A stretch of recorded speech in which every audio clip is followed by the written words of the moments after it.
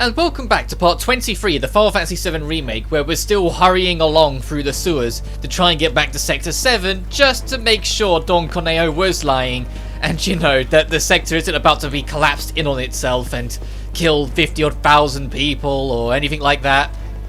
Aye. Anyway, the sewers, it was a very small location in the original game, and of course they turned it into like a full-on dungeon in this. And to jump ahead a little, we're gonna be coming back, which is probably the only decision I outwardly disagreed with going through this game. In the original, you spent about 10 minutes in the sewers, you fight Abzu, you work your way out, and you're on your way, and you never look back. Whilst in the remake, turning it into a full dungeon, I get it. I was expecting them to do that, and it's what they've done, and I'm fine with that. I'm completely okay with that. It's the fact that, although I won't jump into why, you come back here later on, and it's in the story. It's not a side quest thing, it's a canonical plot thing that you have to come back here. And I don't think they should have done that. I think they should have done other things, or tried to work things out, or maybe just not had that piece go the way it does, but I'll get more to that properly when we get there. The main thing to be wary of the enemies here is that almost all of them can inflict different status conditions of some kind. And these giant scissor claw crabs, if they start guarding, don't attack them, because they will like parry you off them and counter every time without fail. And they take no damage when they are in the guard. I say that with like the whole no fail thing, but as you just saw there, like my attack just bounced off and it didn't counter several times. I think it's only if it's a basic attack it will counter. Certain situations it seems to just allow you to hit them, but you'll bounce right off because in the guard mode it will just say immune. There are things you can do to break it, of course, it's just that's the general rule, so you need to be wary when you fight them.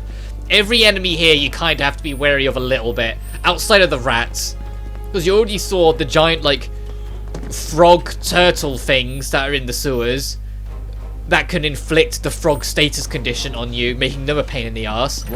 These fish things that are in the arena release these bubbles, that thing, and if you touch it, it puts you to sleep.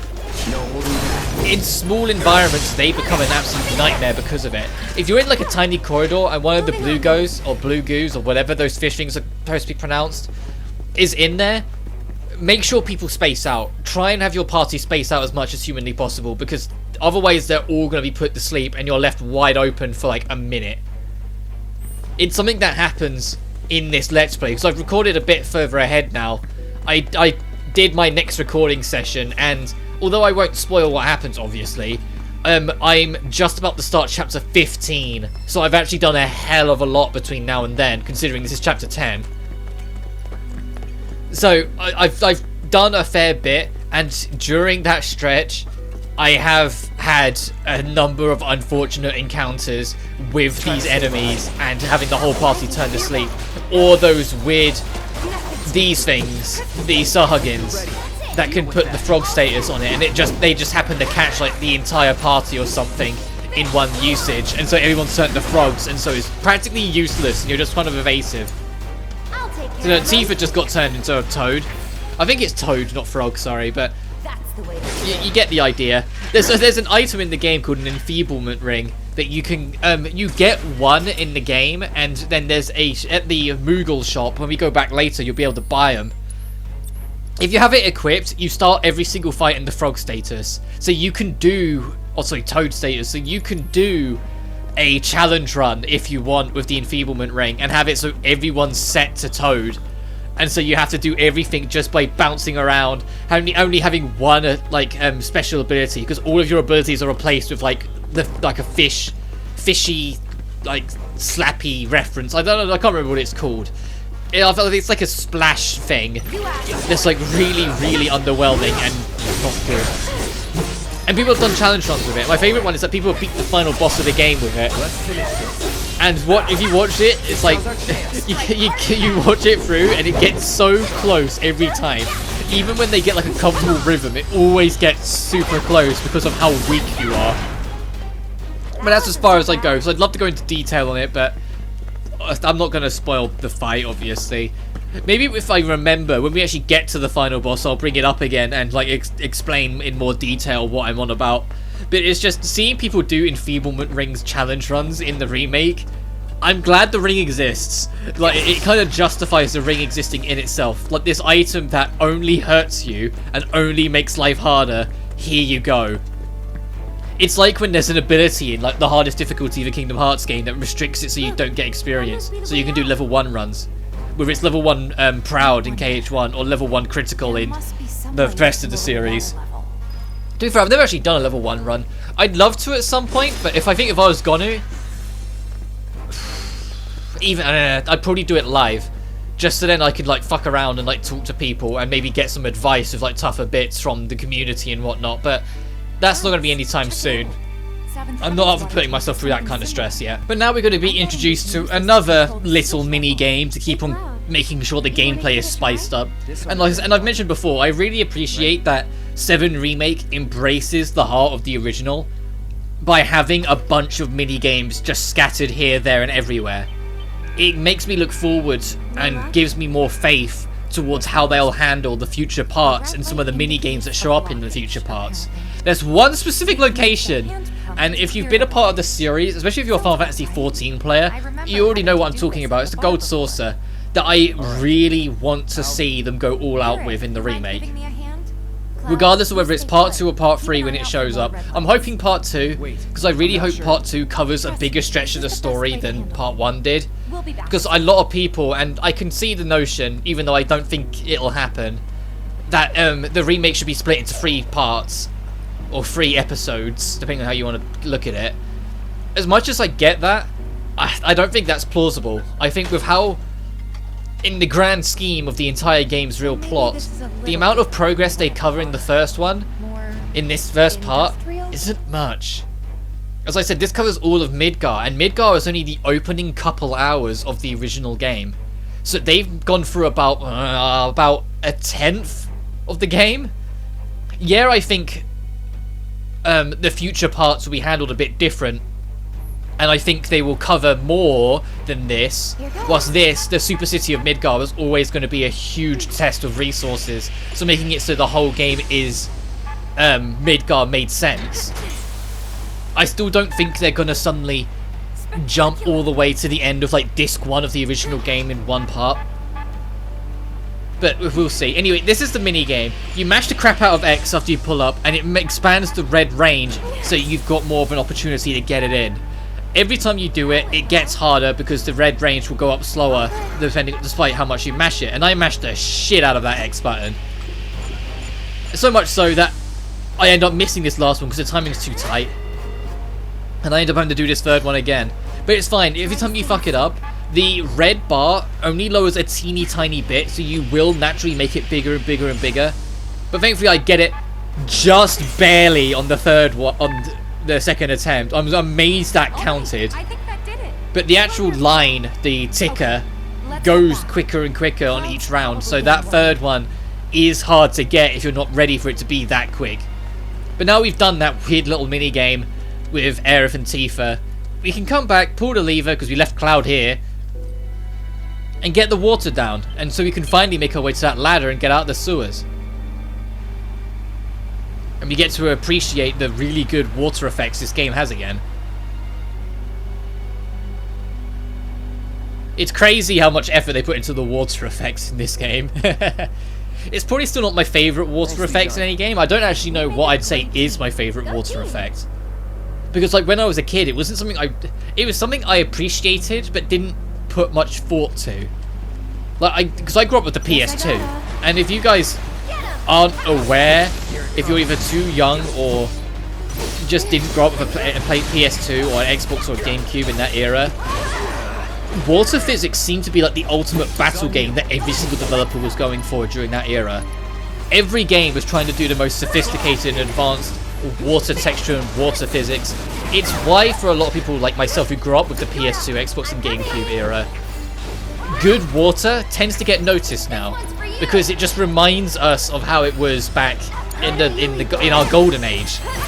Because the PS2 for me personally was the best era of gaming of my life. I absolutely adored the PS2 era, and some of my all-time favorite games come from the PS2. That's a win. But there's an amount of them that have like super detailed water physics. Like I think it was Ratchet and Clank 3. It was either 2 or 3 that infamously, like, you had like a dev room you could unlock that showcased their hyper advanced water physics, but they were too advanced for the console, so they only put it in the dev room, and it was like 2 tiny blocks of space. And I always just found that funny that they got so powerful with it that they managed to surpass the console. So anytime there's a game that has good water physics, I notice it. Like I remember, like when I fired up the Forge world in Halo Reach, one of the first things I noted at the time was the water. The way the water flows, how good it looks in the light. But we just got the Star Shower ability for Tifa, so next time we get a new weapon, we can swap it off comfortably.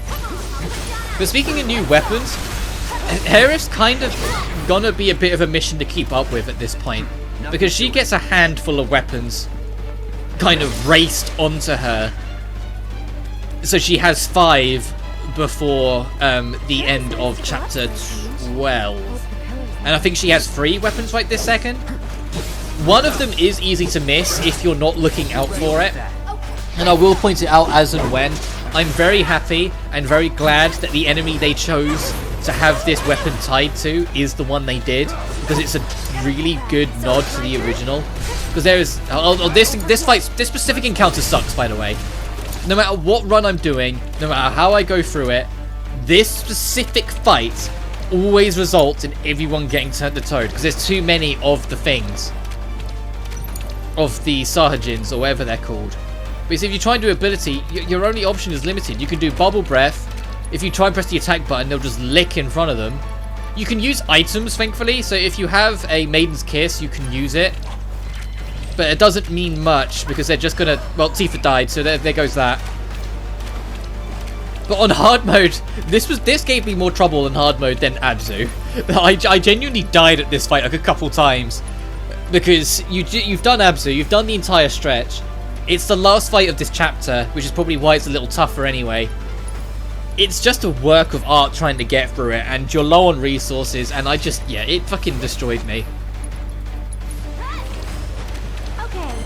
Thankfully, the enemies seem more focused on Cloud, so I managed to get Aerith to use a prayer in.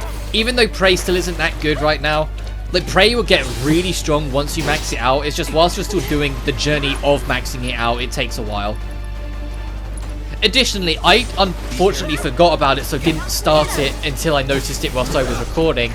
But I should make a mention that around this sort of time, you need to be trying to make an effort, if you're going for all the battle intels, of maxing out every magic-based materia. So have someone have 1 fire, 1 ice, 1 electric, 1 wind, 1 cure, 1 cleanse, 1 revive. Once we get breach, have someone have breach, things like that. Like, make sure 1 of each of the either 13 or 14 actual green materials are equipped on someone, because the last battle intel, the real battle intel you get in the game, is max out 1 of each, and it's just like out of 13 or out of 14, and it takes a lot of time to work on. Cloud!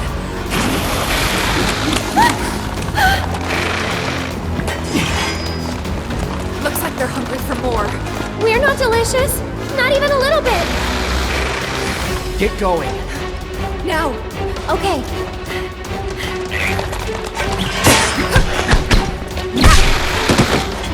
You too. But there's too many of them. Not for me. Hurry. Last warning. Back off or die.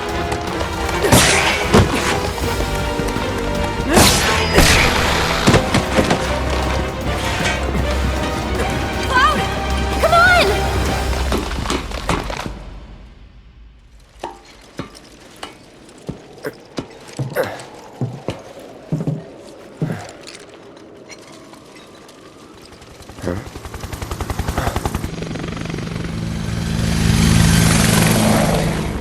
Understood. The Avalanche mission has been approved. We ought to proceed as planned. This is bullshit. What the hell are they thinking? Threats to public order are to be summarily put down. This is what we've always done.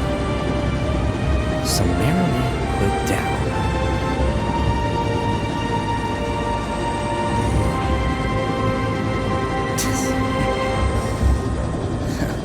guess it's a little late to grow a conscience.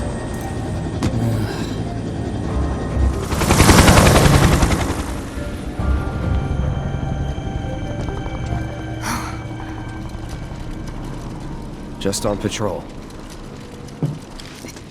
Don't worry, we'll make it in time. I like the glimmer of you hearing from the helicopter. Like, they don't, but the player gets to, and it's done right. Because now the player's like, oh no, there's a danger. We need to be quick. But they don't know that. So when they stop, or when they consider, or when there's moments for them, even though in the back of your head you're going, oh god, we can't wait around. We can't spend time here. Things are going to go wrong. You can understand where the characters are. Like, it's that whole anxiety being built on the player, because the player knows something's wrong, but the characters don't. And it's done right. But now we've got the train graveyard. Another area that was kind of short in the original game, but that's been expanded out quite significantly. But as opposed to the sewer, I really like what they did with the train graveyard. The train graveyard was always implied to be kind of haunted and kind of spooky and just a little bit creepy and weird. But the remake goes all in on it and basically makes it like a horror amusement park area. Because of the stories. What kind? So I know I'm not talking as much, it's just there's a lot of dialogue from the characters that I don't really want to keep on interrupting, but they're not major cutscenes. But like Tifa here talking about the old scary children's ghost stories of the train graveyard, and Cloud's like, try not to think about it, please. It's not like I think it's true or anything, but you know. Try not to creep yourself out, because that's all Tifa's gonna do. She's just gonna scare herself silly, talking about it and bringing it up so much. And despite the blue hue and the darker tones of it, it's always pretty easy to find your way around, because there are lights sprinkled in good spots. Like here, see, there's a light just on the door, so your eye is drawn to it. You're more likely to come towards it, which is good because this is towards a secret.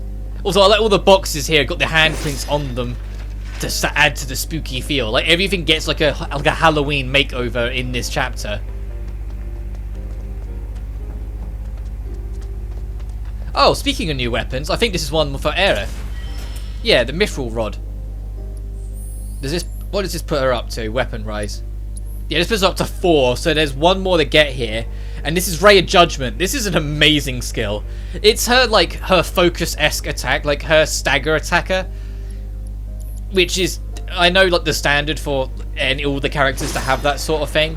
But hers works a bit different because you have to fill up 2 bars, and it's a giant laser beam of death. And it does really good damage. It's a damage dealer that will also happen to do stagger instead of just being a stagger focused attack like everyone else's is.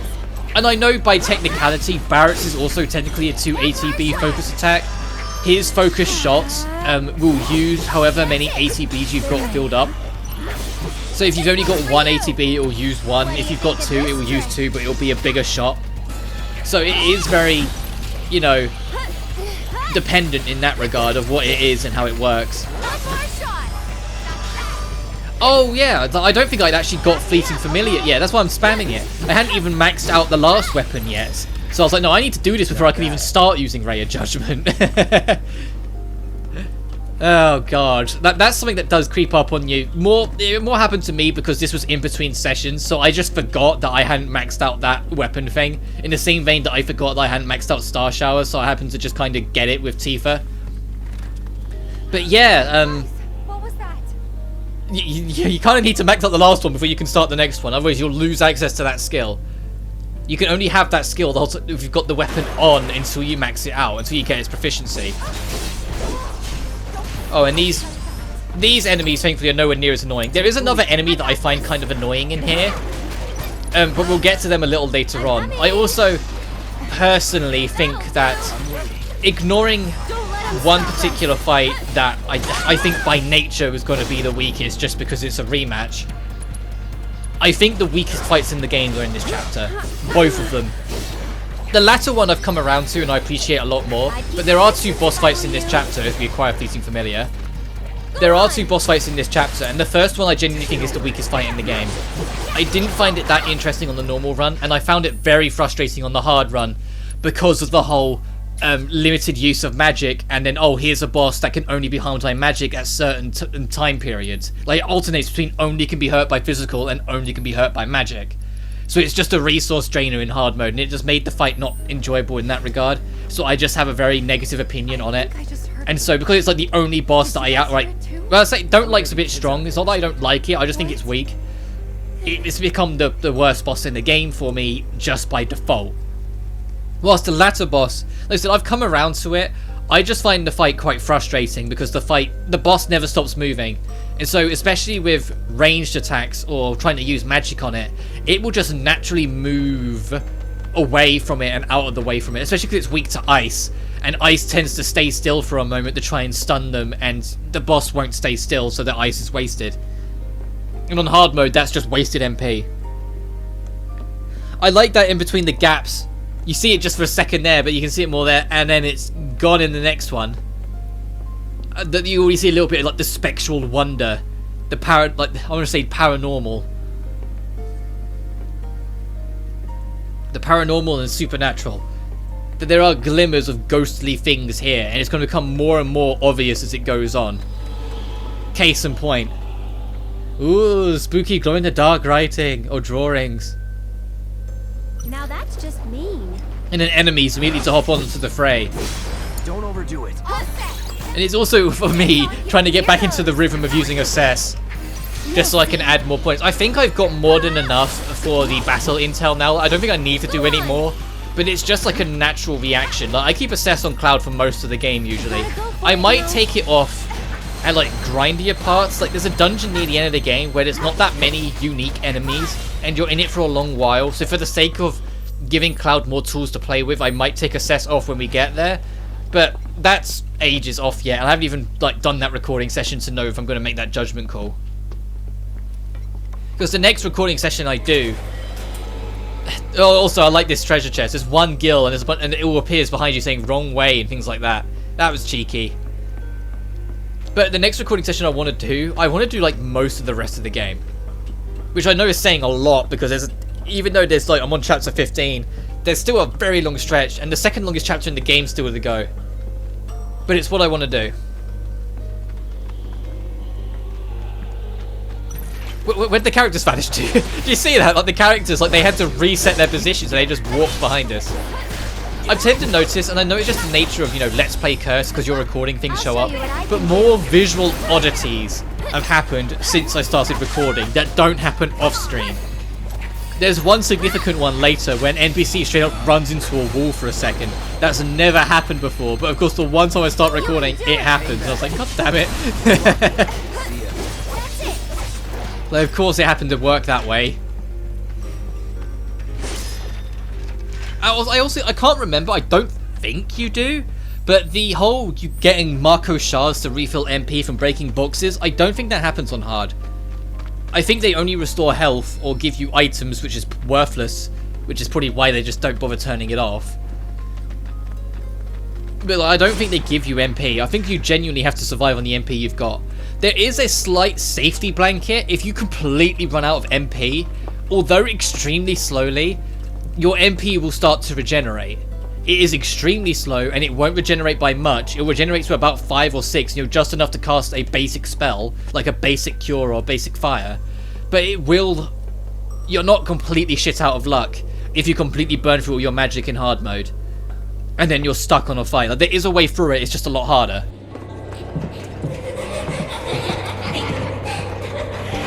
Huh? What is that?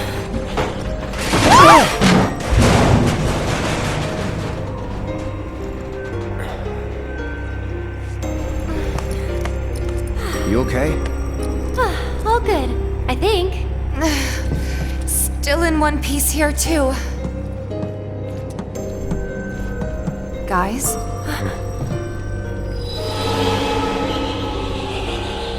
Seriously? Come on, huh? Well, that's inviting. And I love the music. I believe it's an entirely new track that they play, not a remix of like an older track or anything like that. But it does so much to add to the mystery and the spookyism of this area But in saying all the spooky stuff, we're about to approach one of my favourite little scenes. It's nothing to like on wall market, but it's still a very fun scene.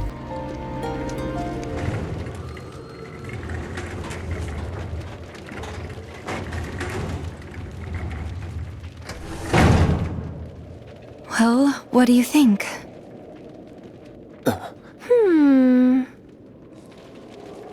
I'm game.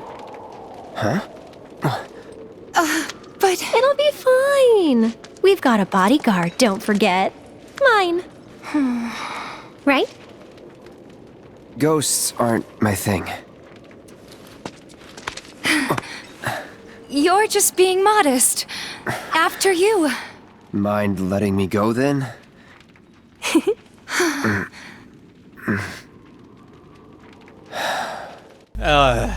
This Aerith's not scared at all. She's just fucking around. It's Tifa that's genuinely scared. And like, they're stuck on your arms. They will stay like this until you eventually try and move. But regardless of how gentle or harsh you are on the left stick, the moment you tap it for even a second, Cloud will just break off from them. You don't get to walk with them, which is what I think everyone was hoping. That the three of you would just kind of walk together into this place for a moment. But no, literally the very second you tap the left stick, Cloud breaks off them. There's nothing you can do. It's depressing. Found you. Hey, can we talk? Just for a bit?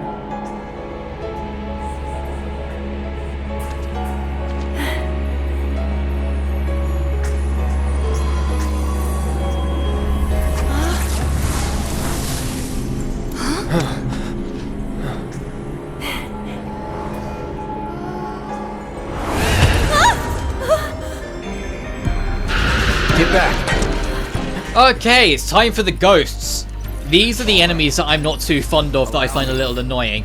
The way they work is that if you hit them with physical, they will put up a physical shield and make themselves immune to it. If they put up a magic shield, they will put up a magic shield and make themselves immune to that. However, at random, they can just decide to kind of do what they want. And so right this second, I forgot that that symbol means reflect. So that comes straight back to Tifa when I shot out that fire. And you're going to see, like, just to kind of double check, just so I can have it on footage, I do it again with Aerith, just to prove to you that, yeah, that is reflect. That's what it looks like. It just comes straight back to, like, return to sender kind of thing. It's you. So be wary when it's a reflect, because your own magic, it's not as severe as, like, some other games where you have, like, self-harming attacks. But you're always going to hit yourself harder than the enemy does because of stat distribution and how they handle it for balancing.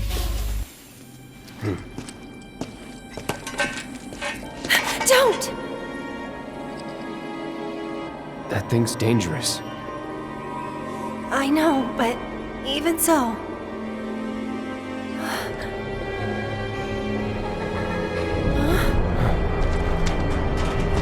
What the?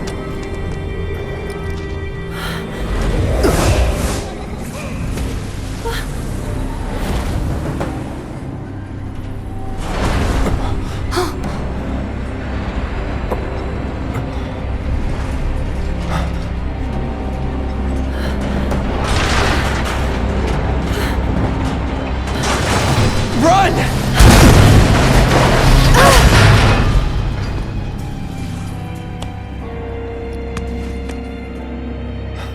You okay?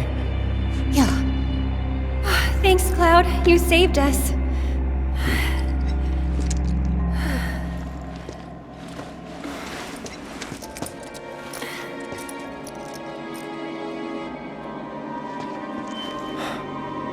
Gonna need to find another way through. But now it's time for what I'd consider the actual, like, dungeon of the train graveyard. This actual warehouse that we're in, this train station, stopping station, whatever you want to call it. We're going to be here for a little while. Not that long, not as long as the sewers, that's for sure. But we are going to be here for a little while, because as we try and go through it, some of these trains are going to be lifted and moved, and so we need to head to the control room to lower them back down so we can make our path through it. During that, we will then bump into our boss at the end before we can actually move things. And it's a bit of a puzzle and a bit of a... It's less of a puzzle, more of like a movement thing where you have to kind of figure out your way around. It's not as immediately obvious where you need to go. Like on your returning playthroughs and watching this, you'll be like, oh, it's easy. But on your first run, I guarantee you'll spend a little longer here than you expected, because you will kind of like turn back on yourself and not realize. Especially on the PS5 version, where the fog is a little thicker. And I don't know, but I can't tell you by how much, because I constantly couldn't compare off the top of my head. But I certainly noticed it. I was like, no, the fog here is thicker. And I think it is just to show off how good the PS5 version of this game's lighting physics are on the environment. Because the light reacts to the fog around it properly. It reacts realistically, like that light next to the door when you saw it come on. The reason why it's got like this hazy glow around it is because it's a light shining through the fog. The effect was nowhere near as good on PS4, that much I know. But the actual lighting effect on it, they really made it stand out in this version. But there goes that train. That's what we need to go through to get to the other side, and it's just been lifted. So now we need to try and find a way to lower it back down so we can look through the crane it's attached to, so we can get through it. Which leads us on the actual side path that is this kind of dungeon-esque space. Because I count like the area we just went through as more like an introductory field. Like you're not in the dungeon, you're just getting a feel for the environment and getting an idea of what to expect. And then once the ghosts are introduced, you then come in here and you've got everything there is to do. But locked doors are aplenty. Almost all of them are one-way doors, and that's why they're locked. So if you can get to the other side of them, you can immediately unlock them and make shortcuts. But this switch is the switch of significance. This switch will lower the crane, but you can already kind of see there's no lights on that thing. There's no power. There's no power coming through. So if we want to lower that crane, we need to find a way to restore power. Well, there's like a main breaker room in the back from where we are that will have our solution. And you can see a spiritual essence is heading towards said main room. So pointing out our objective to us very clearly, that control room, that main breaker room, is where we need to be going. From here the path splits. This door I don't think is locked because you can go through it the other side. But this is the way you're supposed to go, so I eventually double back and go down the stairs. Actually, I think I lap round later on and do it, but I forgot which way was the right way and which way was the wrong way. And so I took this route thinking it was the wrong way and would lead to an item. When in reality, no, it's the correct path. So I eventually just go, you know what? The route makes you circle back round to the machine anyway. Like, once you've done everything, you will come back. So I will just do it then. If you have Breach, this might be a good opportunity to start using it. Breach, the way it works is that it's Breach and Dispel. Breach will remove things like Protect, Shell, and Reflect. Protect is heavy resistance to physical attacks, or immunities in this case. Shell, or Mana Ward, or Mana Guard, or whatever the game likes to call it sometimes, is the magic equivalent, whilst Reflect is Reflect. Any magic spell that comes your way is coming straight back at them. But in this game, the way to deal with it is Breach. If you use Breach, it will cancel it out. Whilst Dispel is for buffs and debuffs. Dispel will get rid of, like, Berserk or attack boosting skills or defense boosting skills. Like stat alterations, Dispel will get rid of it. Obviously, there's Asuna as well. Like, if you're thinking, oh, it'll get rid of Poison. No, that's what Asuna's for. Poisoner and Sona and Asuna, they're all like status condition removing, whilst Dispel is like status buff removing. I think that's the easiest way to explain it. Aerith being a more, if you haven't guessed already, you know, talking the flowers and whatnot, she's a very spiritual girl, and so she can kind of spot out these ghosts immediately. Like, she can just see where they are, she can hear them, she can hear what they're saying. Her more spiritual essence about her is kind of a savior, because we'd probably have already been devoured and destroyed by these ghosts if it wasn't for her being able to point them out and almost play with them as much as they want to play with us to stand a chance. But this is the other side of the door that was just locked, and so from here I now take the opportunity to circle around. I could have waited till later when we lowered the crane, but I just thought, you know what, I'm going this way anyway, I'll circle around and show off the other routes because there's a treasure down here. There's also another Drake, which is kind of weird to see a lesser Drake at this stage, because, you know, this was an early-ish game enemy. And yeah, I think they up its level a teeny tiny bit to make it, like, reasonable for why it's here. It's still an early game enemy, you know? Like, it's still not got much at its disposal, and so dies pretty quick. And our reward, I believe, is an accessory. No, it's a bangle. Okay, the gothic bangle you want is I immediately go to put it on because I was like, oh, I know what this is. This is a stat buffer, and it has 3 pieces of materia slots on it instead of just 2. Defense and magic defense, and compared to the other, I'm like, yeah, okay. Cloud gets the gothic bangle, and then I can kind of like hand me down everything else as we go to make sure everyone still keeps up as much as possible. So I put the wind materia on just to make it so we can start. Well, although it wasn't my intention, it was just so we can cover more bases of magic. But outside of my intention, it's also to start working on that battle intel before we get it, because that one is a monster. It takes a while to grind for, and I really want to get it because if we can do that, I can show off all the summons in my normal mode playthrough, because that's the last thing you need to do before you get access to the last summon fight, the last VR summon fight. And I want to try and show off all the summons in the main project and not it just have to be an extra video that I go back and show it. I will if I have to, but we'll see. If it gets to when we get to the very last point where we can talk to Chadley and actually do that, there's a grind room like right next to him. If I haven't got it and I'm close, then I will grind for it. If I'm miles away, like I'm like still like 6 or 7 spells off, and all of them would take like 2,000 AP to max out. Like Raise is the real monster.